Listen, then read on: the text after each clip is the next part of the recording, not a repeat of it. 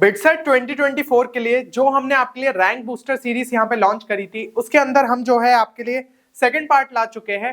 तो यहाँ पे जैसा कि आप लोग जानते होंगे कि रैंक बूस्टर सीरीज जो है आपको बिटसेट 2024 के दोनों ही अटेम्प्ट में काफी ज्यादा जो है हेल्प कर सकती है। तो इसके अंदर हम जो है कई टाइप के आपके शॉर्ट ट्रिक्स देखेंगे, साथ ही साथ जो है क्वेश्चंस किस टाइप के आपके बिटसेट में पूछे जाते हैं तो वो आपको अंदाजा लगेगा। तो आज जो है हम एलआर एंड इंग्लिश से रिलेटेड यहाँ पे देखने वाले हैं वर्बल रीजनिंग का पार्ट। अब इस सेक्शन में जो है इजीली आप यहाँ पे नंबर निकाल सकते हो अगर आपने इस सेक्शन की जो है प्रैक्टिस अच्छे से करी है। तो यहाँ पे कुछ जो है हम क्वेश्चंस देखते हैं वर्बल रीजनिंग से रिलेटेड। तो सबसे पहला क्वेश्चन जो है आपकी स्क्रीन पे ये रहा। यहाँ पे बोला गया है कि complete the series by replacing question mark, और यहाँ पे जो है सीरीज आपको गिवन है। तो अब देखिए भाई, इस टाइप का जब क्वेश्चन आपके सामने आ जाए जहां पे सीरीज आपको देके रखी है तो ध्यान से एक बार जो है पहले सीरीज को देखो। इसमें देके रखा है 1 2 2 4 3 8 7 10। तो भाई सीरीज थोड़े टाइम तक तो बढ़ी 1 2 2 4, है ना, मतलब 2 2 पे कांस्टेंट रहा, लेकिन ठीक है कम से कम बढ़ रही थी। फिर उसके बाद एकदम से जो है यहाँ पे 4 से 3 नीचे की साइड गई, फिर जो है 8, फिर उसके बाद नीचे आई और फिर ऊपर गई है।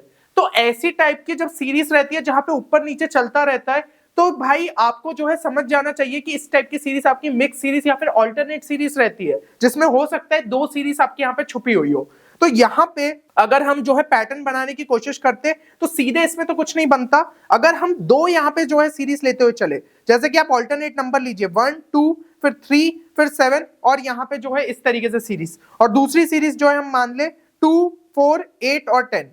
तो ये दो जो है ऑल्टरनेट आपके नंबर्स की सीरीज चल रही है। अब देखो 1 2 3 7 जो है इस तरीके से नंबर, तो यहाँ पे +1 हुआ, यहाँ पे +1 हुआ, यहाँ पे +4 हुआ, है ना। ये जो है एक पैटर्न दिख रहा है। तो +1 +1 +4 मतलब अगला भी जो है आपका यहाँ पे +4 होना चाहिए। तो कहीं ना कहीं जो हमारा आंसर आ जाएगा वो 11 आ जाएगा। और दूसरी वाली सीरीज में देखें तो यहाँ पे +2 हो रहा है, फिर आपका जो है +4 हो रहा है, फिर +2 हो रहा है, मतलब ऑल्टरनेट चल रहा है। पहले जो है +2 +4 और फिर +2, यानी कि अगला वाला हो जाएगा +4, तो नेक्स्ट होता 14। लेकिन अब जो है एक ही क्वेश्चन मार्क था, तो सही आंसर आपका जो है यहाँ पे 11 हो जाएगा। तो मेरे हिसाब से आपको जो है समझ में आ गया होगा कि सीरीज में पहचानना कैसे, क्योंकि कई सीरीज जैसे कि इंक्रीजिंग रहती है, नंबर्स एकदम इंक्रीज में चलते रहते हैं, तो फिर दिक्कत नहीं होती। अपन सोचते हैं कि शायद एडिशन मल्टीप्लिकेशन या फिर कोई और पैटर्न लग रहा है, डिक्रीजिंग है तो सब्ट्रैक्शन डिवीजन या फिर इस टाइप से। लेकिन मिक्स सीरीज में थोड़ा सा जो है समझना चाहिए कि हो सकता है दो सीरीज जो है इसके अंदर छुपी हुई हो। अब देखो सीरीज में भी कई सारे पैटर्न बन जाते हैं, कई टाइप के क्वेश्चन आ जाते हैं,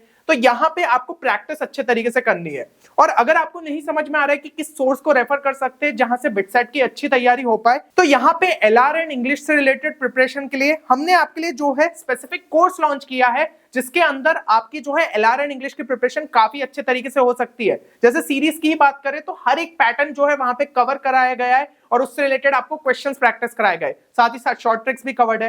तो बिटसेट के ब्रोशर में जितना आपका सिलेबस दिया है वो आपको जो है इस कोर्स में देखने को मिल जाएगा। और एक और बढ़िया चीज है कि जो भी स्टूडेंट्स जो कि मतलब कि यहाँ पे नॉन हिंदी साइड से आते हैं, वो जो है हिंदी इतने अच्छे से नहीं बोल पाते, तो उनके लिए भी जो है एक स्पेसिफिक कोर्स यहाँ पे रखा गया है, तो वो भी जो है जरूर से यहाँ पे चेक कर सकते हैं। प्रोसीजर जो है आपको यहाँ पे दिख जाएगा, साथ ही साथ हमारी वेबसाइट पे आपको जो है यहाँ पे दूसरे कोर्सेज भी दिख जाएंगे, तो आप उनको भी चेक कर सकते हैं। बाकी अगर कोई भी क्वेरी रहती है तो आप हमारी टीम को जो है इस नंबर पे यहाँ पे कॉल भी कर सकते हैं। अब यहाँ पे चलिए नेक्स्ट क्वेश्चन पे चलते हैं। तो इसके अंदर अगर हम देखें तो आपको पूछा गया find the odd one from the following options. ये जो है भाई ये क्लासिफिकेशन टाइप का क्वेश्चन है, ठीक है। ब्रोशर में अगर देखा होगा तो क्लासिफिकेशन वर्ड जानते हो, तो जहां पे ऑड वन लिखा हो या फिर क्लासिफिकेशन क्वेश्चन सिमिलर ही है, मतलब कि भाई चार ऑप्शंस दिए तो उनमें से एक कोई जो है अलग है। अब उसे क्या चीज अलग बना रही है तो वो देखना पड़ेगा। 9,49 फिर 13,121 10,61 और 7,25। तो अब जो है इस टाइप से आपके ऑप्शन है। अब देखो ये पता है आपको, मतलब पेन उठाए बिना भी इस क्वेश्चन को जो है ना आंसर कर सकते थे। कैसे कर सकते थे, थोड़ा सा यहाँ पे दिमाग लगाते। जो आपके यहाँ पे राइट हैंड साइड पे नंबर्स दिए, मतलब कि सेकंड वाले पेयर के अंदर जो सेकंड नंबर है 49 121 61 25, उनमें से एक चीज गौर करी होगी आपने, 49 एक परफेक्ट स्क्वायर है, 121 आपका एक परफेक्ट स्क्वायर है, 25 भी एक परफेक्ट स्क्वायर है, बट 61 नहीं है। तो हम जो है यहाँ पे बिना ज्यादा सोचे 61 वाला ऑप्शन को टिक कर सकते थे, यानी कि ऑप्शन सी, और हमारा जो है आंसर भी यहाँ पे सही हो जाता। लेकिन अगर जो है आपको पेयर से समझना है कि क्या रिलेशन बन रहा है, तो यहाँ पे हम समझ सकते हैं कि भाई 9 है और 49, तो ये तो समझ में आ रहा है 49 एक परफेक्ट स्क्वायर है, तो कहीं ना कहीं परफेक्ट स्क्वायर वाली बात आ रही है। और 7 हमें कैसे मिल सकता है, 9 - 2 = 7, तो फिर जो है 7 के स्क्वायर से हमें 49 मिल रहा है। अब यहाँ पे ऐसे ही सोचो 13 माइनस 2 आपका क्या हो गया 11, और उसका जो है अगर हम स्क्वायर कर दे तो हमें क्या मिल जाएगा 121। तो इस तरीके से आप कर सकते थे। फिर ऐसे 10 माइनस 2 का जो है आपका क्या आता है 8 का स्क्वायर जो है यहाँ पे 64 होना चाहिए था, लेकिन दिया क्या है 61। तो भाई ये वाला भी जो है ऑप्शन गलत हो जाएगा, यानी कि यही हमारा सही है, ये ऑड वन आउट है। और लास्ट वाले ऑप्शन में भी यही देख सकते हो 7 माइनस 2 5, 5 का स्क्वायर 25 हो जाएगा। चलिए नेक्स्ट क्वेश्चन पे चलते हैं। तो अब इस क्वेश्चन के अंदर देके रखा है Mohan is taller then Shyam. अब देखो इस टाइप के जो क्वेश्चन है ना, ये आपके ऐसे डायरेक्टली भाई ब्रोशर के अंदर नहीं गिवन है, पर जैसा कि आप जानते हो लॉजिकल रीजनिंग का वेटेज अब बढ़ चुका है। पहले के पैटर्न में क्या होता था, सिर्फ 10 क्वेश्चन आते थे, अब जो है लॉजिकल रीजनिंग के 20 क्वेश्चन हो गए हैं। तो यहाँ पे जो है ना कुछ अलग टाइप के भी क्वेश्चन आप एक्सपेक्ट कर सकते हो, बट इजी रहेंगे, बहुत ज्यादा टफ नहीं रहेंगे। बस ये ध्यान रखना है कि स्पीड जितनी अच्छी रख सकते हो उतना बढ़िया रखो। अब इस क्वेश्चन के अंदर आपको यहाँ पे दिया गया है Mohan is taller then Shyam but shorter than Ramesh. तो देखो भाई एक जो है मतलब नॉर्मली स्टूडेंट्स यहाँ पे क्या अप्रोच लगाएंगे, जो भी आपकी इंफॉर्मेशन दी है ना उसको फटाफट भाई यहाँ पे लिख लो और उसके बेसिस पे हम सॉल्व कर लेंगे। तो मोहन इज टॉलर देन आपका श्याम देके रखा है, तो हमने लिख दिया मोहन जो है वो श्याम से बड़ा है, लेकिन भाई वो जो है शॉर्टर देन रमेश है, तो रमेश हमने यहाँ पे लिख लिया। फिर यहाँ पे जो है रमेश इज टॉलर देन रजत, यहाँ पे जो है बोला गया है कि रमेश जो है वो आपका यहाँ पे टॉलर देन रजत है बट शॉर्टर देन गौतम, तो भाई गौतम जो है यहाँ पे बड़ा है। फिर यहाँ पे बोला गया है कि श्याम जो है, श्याम आपका क्या है, ही इज टॉलर देन रजत। ठीक है, ये जो है आपका यहाँ पे इंफॉर्मेशन दी है। तो अगर हम जो है यहाँ पे इन तीनों को कंबाइन करने जाते तो हमारा रिलेशन क्या निकल के आता, गौतम जो है आपका भाई क्या है, सबसे बड़ा है, गौतम जो है वो सबसे बड़ा है। फिर जो है आपका यहाँ पे कौन हो जाएगा, फिर रमेश हो जाएगा। फिर आपका यहाँ पे जो है कौन हो जाएगा, तो यहाँ पे आपका मोहन हो जाएगा। फिर आपका जो है यहाँ पे कौन आ जाएगा, तो यहाँ पे आपका श्याम आ जाएगा। और लास्ट में जो है हमारा कौन आ जाएगा, तो यहाँ पे जो है आपका रजत आ जाएगा। तो इस तरीके से जो है हम यहाँ पे इस क्वेश्चन को सॉल्व करते।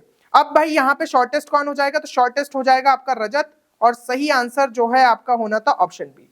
ये एक तरीका था सॉल्व करने का।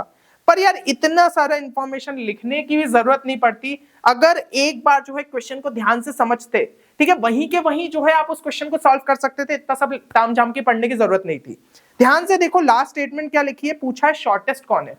तो भाई हर एक स्टेटमेंट से एक चीज ध्यान रखो ना, जो भी भाई टॉलर वाली बात कर रहे हैं वो कभी भी शॉर्टेस्ट तो हो नहीं सकता, तो उन सारे ऑप्शंस को एलिमिनेट करते जाओ, जो बच जाएगा ऑप्शन वही हमारा सही है। तो देखो Mohan is taller then Shyam but shorter than Ramesh, भाई ये बोला गया है कि मोहन टॉलर है किसी से, तो मोहन ऑप्शन कभी भी नहीं हो सकता था। अच्छी बात है कि ऑप्शन में भी नहीं दिया है, चलो बढ़िया हो गया। फिर जो है आपका यहाँ पे क्या देके रखा है कि बट शॉर्टर देन रमेश, मतलब भाई वो रमेश से छोटा है, मतलब रमेश भी जो है वो शॉर्टेस्ट नहीं हो सकता, क्योंकि भाई वो किसी से तो लंबा है। तो रमेश को हटाओ भाई, ऑप्शन डी को जो है एलिमिनेट कर दो। फिर रमेश इज टॉलर देन रजत, रमेश भी जो है भाई किसी से आपका बड़ा है, तो वो तो अभी देख लिया अपन ने। But shorter than Gautam, Gautam से भी छोटा है, मतलब गौतम भी ऑप्शन में नहीं हो सकता।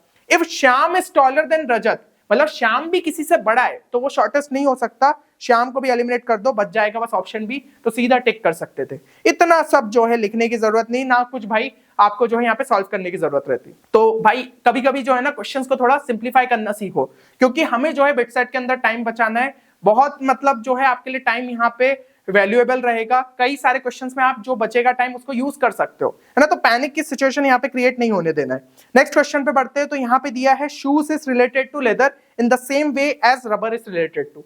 सिंपल सा बेसिक सा एनालॉजी का क्वेश्चन है। एनालॉजी में क्या रहता है, एक रिलेशनशिप दे दी जाती है, दूसरा रिलेशनशिप उसी के बेसिस पे आंसर करना रहता है। Shoes is related to leather, समझो ना भाई, लेदर से जो है यहाँ पे शूज बनाए जाते हैं, मतलब लेदर क्या हो गया अपना यहाँ पे रॉ मटेरियल, ठीक है। तो ये हो गया अपना भाई raw material. In the same way as rubber is related to, तो रबर के लिए जो है रॉ मटेरियल क्या हो जाएगा, तो ये है भाई जनरल नॉलेज बेस्ड क्वेश्चन, ठीक है, general science based question, latex जो है आपका सही आंसर हो जाएगा। तो यहाँ पे जो है ये क्वेश्चन आप इजीली कर सकते थे। नेक्स्ट इस पे बढ़े तो ये भाई फिर से जो है आपका सीरीज टाइप का क्वेश्चन आ गया, जिसमें अल्फाबेट वाले भी कभी कभी देखने को मिलते हैं। तो इसके अंदर अगर हम देखें AZYEXWIVU और फिर आपका जो है क्वेश्चन मार्क देकर रखा है।